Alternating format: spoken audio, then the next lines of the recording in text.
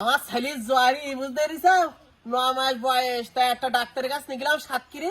হাতরা পরীক্ষা দেয়, হাতরা পরীক্ষা করলে হয় কদে। তাই আমি ও ডাক্তার আমার ভালো লাগেনি, তাই আমি ইসলামী হসপিটাল আস না, ইসলামী হসপিটালে নিয়ে গেলাম। তাই ওই মারুফ ডাক্তারই না, মারুফুজ্জামান, ওরে ও ডাক্তারটা যে কি ভালো ভাই। আমার ছেলে হাইটি বিড়াইতি না সুস্থ হয়ে গে, বুঝতে পারিস ওই হাত 300 টাকা দিল, মাত্র 300 টাকার একটা পরীক্ষা করাইলাম জানিস, মাত্র 300 টাকা। আর আমার ছেলে লিখেছে হেতুরা পরীক্ষা দে, হেতুরা বাসে আমি গরিব মানুষ। কটা পরীক্ষা দে?